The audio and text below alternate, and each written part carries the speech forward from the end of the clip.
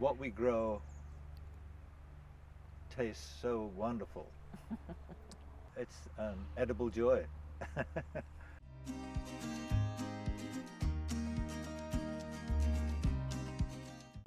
Hey there, neighbor. Welcome to Wild Homestead Living. I'm Kevin. And I'm Julie, and today we're joined by our good friends Mary and Peter on their homestead, and we're going to be giving you a tour. And like we always say, there's really no one right way to homestead, only the way that's right for you. And so today we hope that you get some insight and inspiration about yet another way that you can live this lifestyle. Let's get started.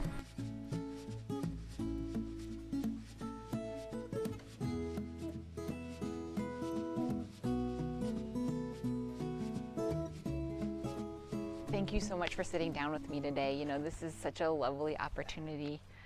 I was reminiscing that I've known you both since I was in my early 20s, and I always knew I wanted to live somewhat of the life that we're living now, but I didn't know anybody who was doing that in a modern world. And I met the two of you and got to see this life and the beautiful relationship you have together, and it was so inspiring for me. And then it took a couple decades to meet Kevin and to get to where we're on our own homestead. Right.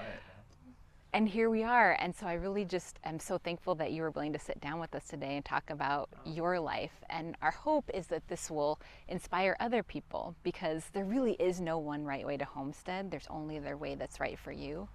And so I'm excited to have a more in-depth conversation about what that's been for you and your journey. Yeah. Fun for us too, for sure. Just to begin, how did you start with farming and homesteading?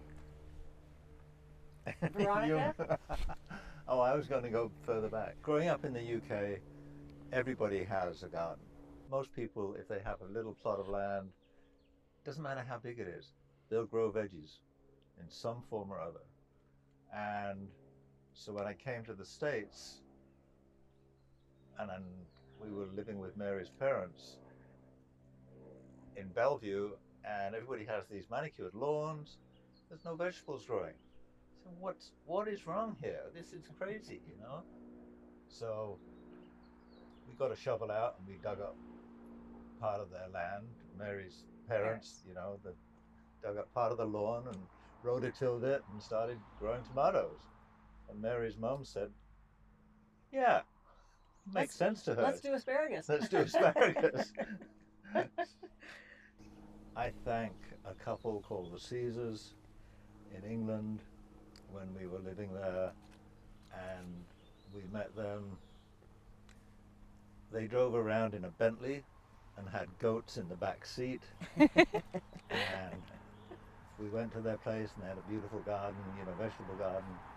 And we just went, this is really nice. This is kind of what we think, what we want. And when we first came over here, we were always looking for land. Goats. Goats. Yeah, we were always looking Goats. for goats. I fell for the goats, and we were renting a house in Issaquah. We were in our early 20s, and we got a goat. We got Veronica, this wonderful goat, and we knew you can't just have one goat. They're herd animals, but we couldn't do another goat, so we got her pregnant. Figured out how to do that, and didn't she come pregnant? you know, she might have. She did come might pregnant. have come pregnant. We didn't know. Anyway, we did know that if the landlord ever found out that we were tethering her out in the yard and then putting her in the basement at night for shelter, it wouldn't go well. So we got serious about looking for our own place. So this is Veronica's place as far as I'm concerned. She started it all for us here. And so we got this place so that we could have Veronica here, and then, but we got another goat right away. And Right. yeah, and went from there. Didn't know we wanted chickens. I didn't even know we wanted a vegetable garden, but I guess we did. So, what are you going to do with 5 acres, Yeah, you know, or yeah. 4.5 acres? Yeah. This is our hoop house, and as you pointed out, we've got raised beds in this garden, and Peter thoughtfully spaced them identically apart so we can take this hoop house, pick it up with help, and move it over any set of 2 raised beds in the whole garden. Earlier this year, this hoop house was over these 2 beds. We planted fava beans, which is what this is, but that starts coming up. Before it gets too tall, we lift the hoop house and move it over here. And then in here we are growing tomatoes and cucumbers and peppers. And the hoop house just a few degrees warmer, and it makes an incredible amount of difference. And They're it's not made the of prettiest things no, to have on your it's property. not. It's not my favorite thing, except it is my favorite thing. Yeah, it's You know, in our climate, it makes a huge difference in the amount of food we can grow successfully. And it is plastic, which I don't like. but it's UV stable. If you use regular plastic, within a year it'll start breaking up, and then you'll end up with tiny little pieces of plastic all over your garden. So it's worth the expense of getting real, you know, the Definitely. UV stable stuff. So we Yeah, bred you and know. milked goats for many years, probably about 20 years. But when we were done with that, when we found that too much of a tie down and weren't finding other people to help us out with that so that we could ever get away, we quit doing the dairy thing. And then, but we couldn't be without goats, so we do rescue goats now. Yeah. And then meanwhile, chickens and an ornamental garden, and all of it just evolved bit by bit.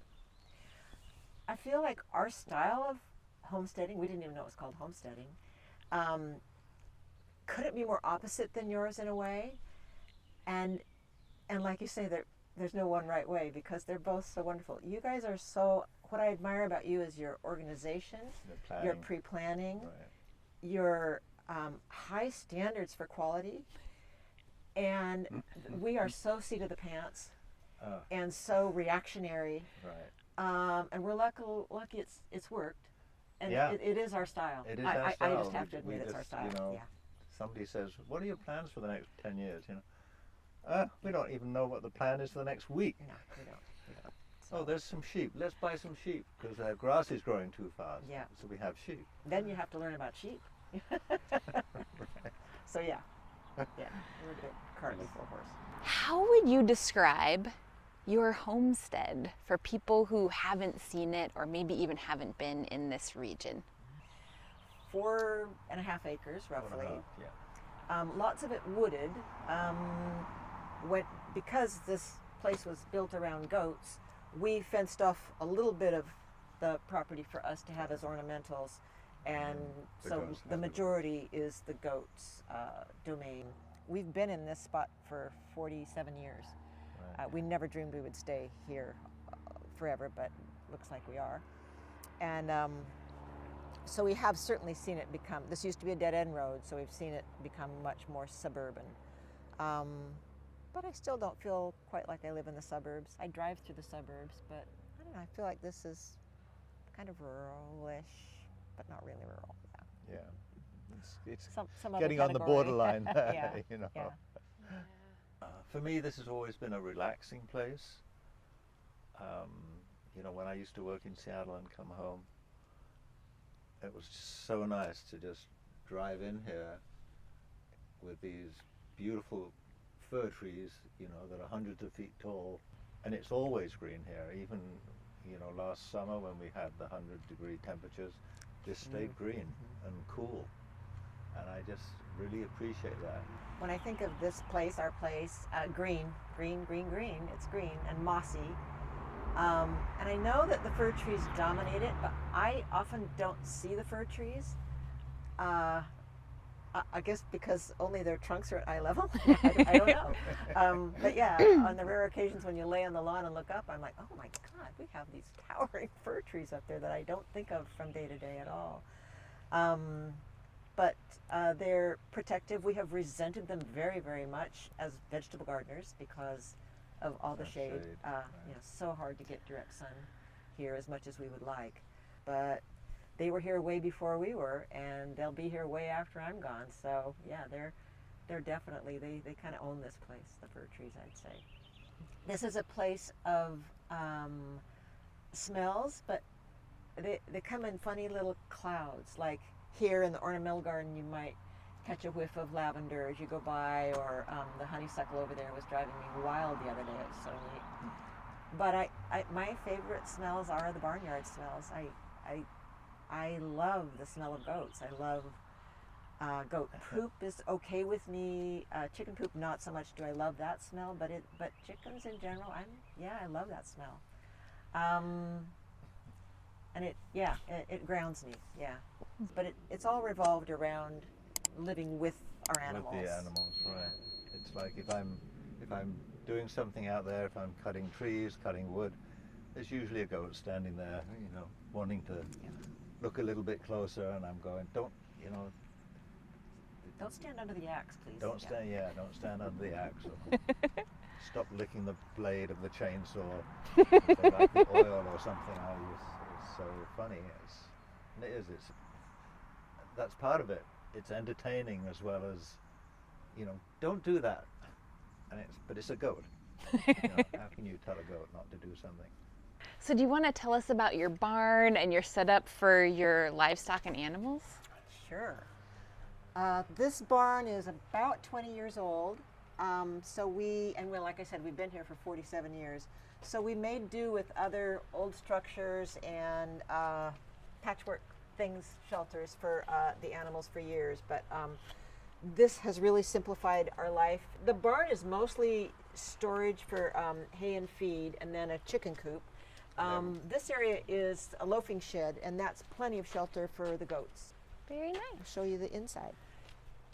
Yeah, so actually this breezeway of the barn is it may be my favorite feature. Well, one of my favorite features, but we can get in here and easily exclude the animals, or we can invite the goats in, and this gives us a small area for examining, hoof trimming, medication on the rare occasions it's needed. It gives us a little capture area. So this is the feed room, and from here we can actually feed the goats through those keyhole feeders, and the goats are on the other side, so you're not fighting with the animals. And we have grain storage in these garbage cans. We're down to one bale of grass hay. This side is chicken coop. Chicken coop with a skylight. Yeah, this gives really a nice, secure, shuttable door at night. They all bring themselves in, and it's pretty well protected in here.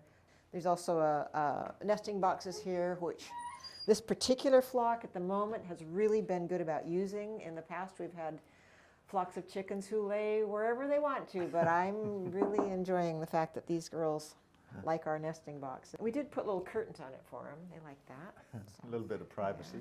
Yeah. And then we have shaving storage at one end here. So it can be loaded from the outside and the big doors, and then it's a pretty handy setup for redoing the floor in here. This leads right into the orchard. And how many animals do you have? You mentioned chickens and goats. How many of each? We have 2 goats at the moment. They're both rescues. We've had them for 3 years. We've had more periodically, but because they're rescue goats, you never know the history of them, which is always hard. We have 12 chickens.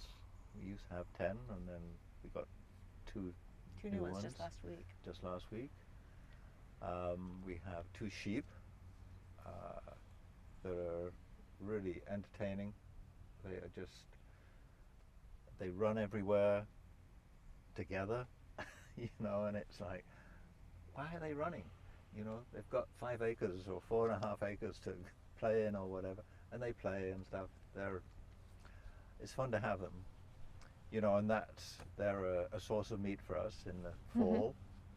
And we originally got sheep because the goats couldn't keep up with the grass. The goats tend to be browsers, whereas the sheep tend to eat the grass. And we like lamb, and so we kept on doing that. So what is your favorite part of this lifestyle? And it's okay if you both have different answers. Good. We probably I expect we do.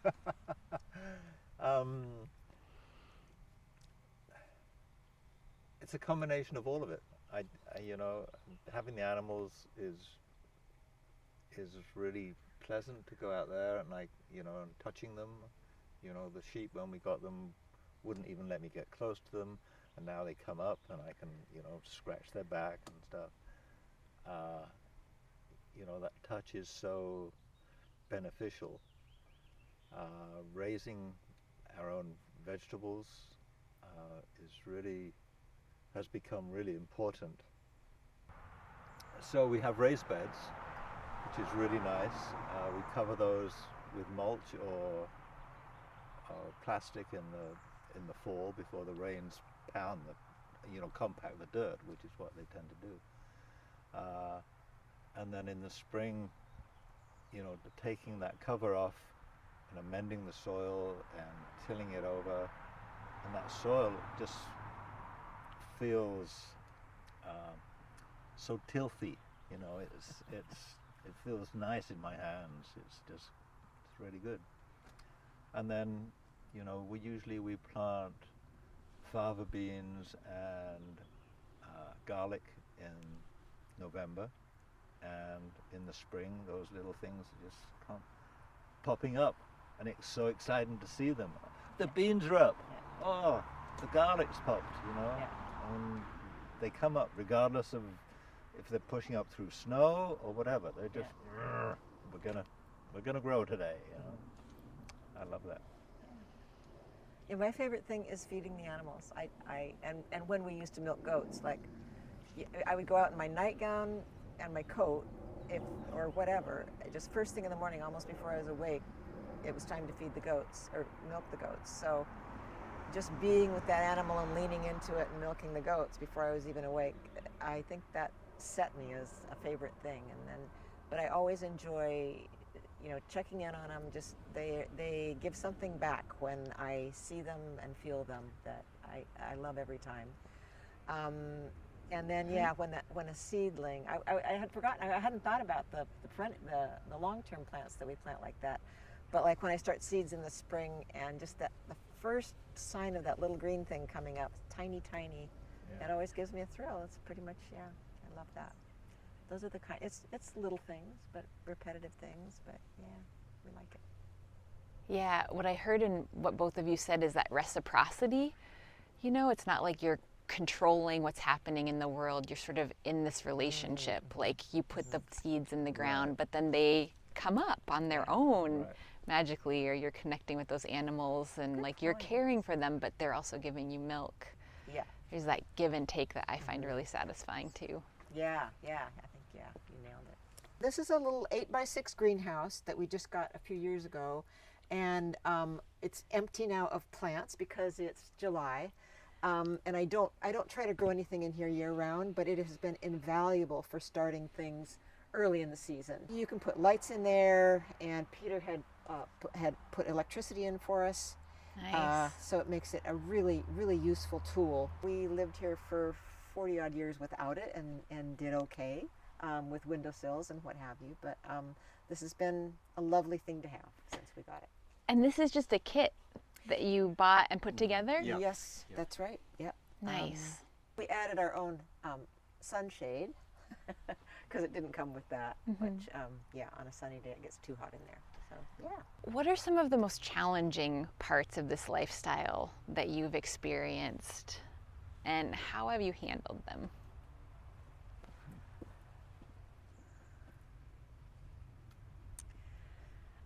Getting away is hard. Finding people who want to take care of things for us while we're away is the first challenge. Transferring what they need to know to them is the second challenge. Because we do want a life beyond the borders of this 4.5 acres. So that is definitely a challenge. We have been extremely lucky so far in finding people that enjoy being here. Right. But you can't always take it for granted that you can leave. And so that's a challenge. And then keeping the animals safe is a challenge. We live in a wildlife region, so we have lost chickens, and we did, while we were away long term, a goat was killed on our property. We think by a cougar, we'll never know for sure. And so that is very heartbreaking, always. But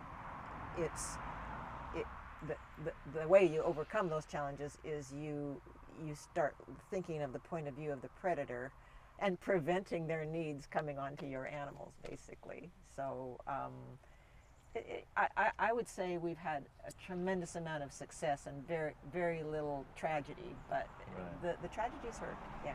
Yes. Since we've lived here, we've probably fenced 5 times, mainly because we didn't have the money to put up a decent fence the first time, and so it's been, you know, catch up and patching and what have you. Now we have really electric hot wire around all the property. It's been wonderful for the coyotes. The We have not had a we haven't coyote had a come coyote. in for 3 years since you refenced. Bobcats figure out the way in. Bobcats figure out the way So in. we have to do other things for bobcats. And I think I'm figuring out that it's seasonal. I think it's the times when bobcats have bothered our chickens or tried to has been September. And so now in my mind, I get pretty alert around the end of August and probably won't let the chickens out during that time. You know, if we're going to, we'll walk back with the dog into the woods, because you know that's the direction they're going to come. And that's our idea. We don't know if this will work or not, but our idea of a preventive thing for the bobcats is we're trying to go back into our backwoods more often and just have a human presence there. Peter made some really good trails back in there with the lawnmower or the tractor, and we figure like the more time we spend back in that area, the less attractive it will be to the bobcats. So hopefully that's a thing. We'll ask you guys about that because you know about that. Yeah, you know all about the critters. They're still teaching us too. Oh yeah. Yeah. This is what we call the orchard. Fence from the goats, and the chickens have the run of that in the lower area. Over to the left, we started growing a squash patch. When we start growing the squash in there, we just fence it off for the chickens. We have an issue with moles in here because they love the soil in there. They can just tunnel as hard to their heart's delight.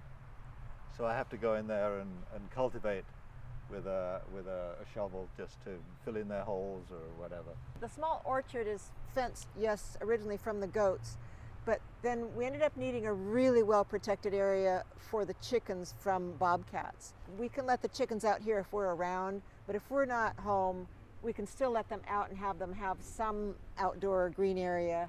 It's Fort Knox, it's not too attractive, but it's huge peace of mind in that they're safe and so are the bobcats, so yeah.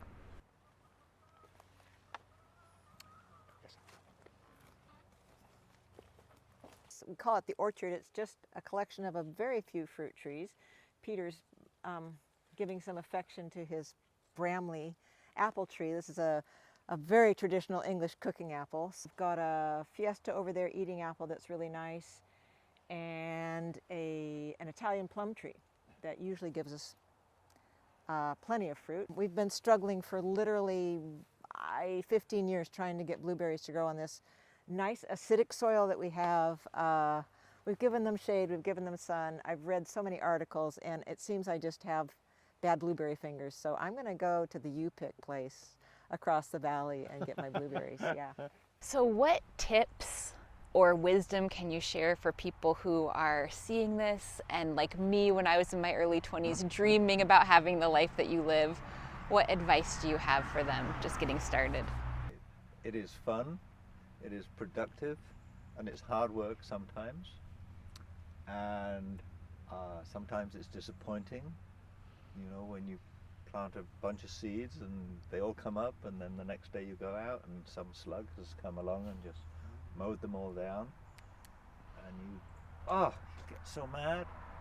Then you go, well, it's their world too. What we grow tastes so wonderful. You know, I think I would really miss it if I didn't have that opportunity. It's an edible joy. It's lovely. I guess I would tell people one thing at a time, just really one thing at a time. Don't try to do everything at once. Really You mean like we did? Well, I think we started with a goat. That's one thing. Yeah, because it can be overwhelming otherwise. But Right. and keep checking in with yourself. Is this fun? Because the very same thing. I can remember coming home and going, oh boy, I get to mow the lawn. And I love our riding lawnmower. So, and it'd be like, oh yay, I'm off work, I get to mow the lawn. And then there was a time when I drove in the driveway and went, oh my God, I have to mow the lawn. And I thought, it's the same thing. It's just what's going on with my point of view. Is this fun? Good. If it's not fun, figure out why. Have you taken on too much, or what is it? And get back to where it's fun, or yeah, do what it takes to make it fun. Because yeah.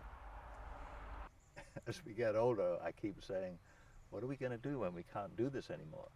But we're keeping on doing it, so we'll keep on doing it.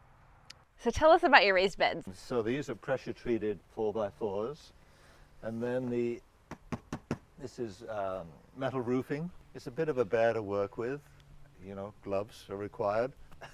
We've improved the system. When we first did these, we should have put some kind of material on the base of these to stop moles and voles coming into the garden. The 3 beds that are over there with the hoop house are a lot newer, and we actually put Mole wire. mole wire. Yes, or, it's called rodent wire. It's basically hardware cloth that's Yeah, like a really fine, hard chicken you know, wire. Yeah.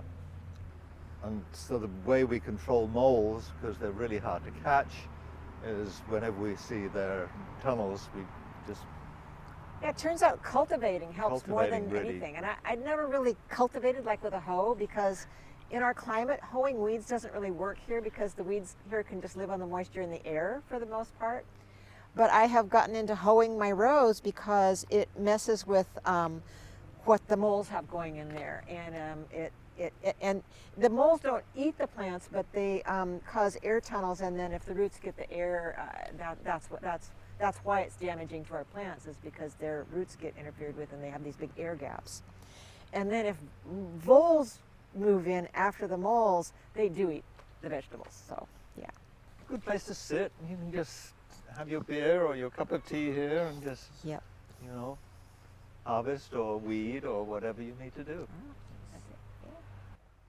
So do you have any final thoughts or wisdom that you want to add? A few years ago, I went out one night and found a bunch of slugs, marching around the vegetable area. And so I started, collected them, and I started doing that every night.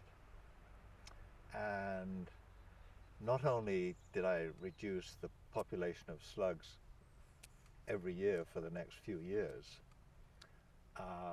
but the pleasure I discovered in going out at night and looking at my plants, because on a warm day they're busy growing and you don't usually take time to look at them.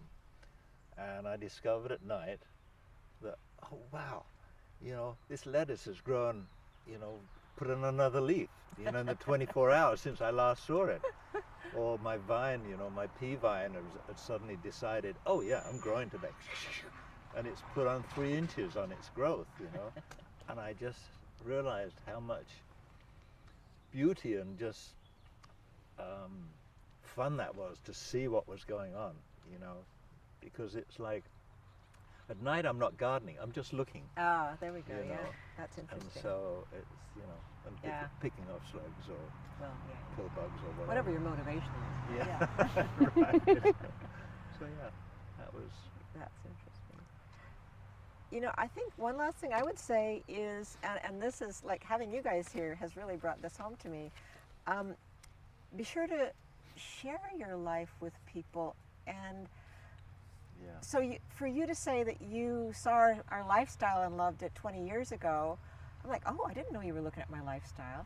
But all of my nieces, Kayla that you met, Right. have said that to me. And then our good Oh, yeah. friends, the Shearers, had, so some good friends of ours when we were younger had children. And when their son was a young adult, he invited us to go to Thailand and work on his sustainable living project for 6 months, because as a little kid, this was the first place he ever saw a carrot come out of the ground, or or picked a raspberry. And I had no idea that that what we were doing for our own selfish pleasure was having an effect on other dear people in my life, and it's cool. Go with it. Right. Yeah, that's it. That's beautiful. We're on our way home now from our visit to Peter and Mary's, and as always, we're traveling home with a lot of new ideas and inspiration to use on our own homestead. We hope you enjoyed the tour of their property, and hopefully you found some inspiration there as well. And we also have more inspiration and how-tos available to you at our website at wildhomesteadliving.com, including a free quick start guide to homesteading that you can download there. And remember, There is no one right way to homestead. only the way that's right for you. Thanks so much for joining us. We'll see you next time. Hey there, neighbor. Welcome to Wild Homestead Living. I'm Kevin. And I'm Julie. I'm Mary. And I'm Peter. And these are our longtime friends and homesteaders. We better figure out what we're going to say.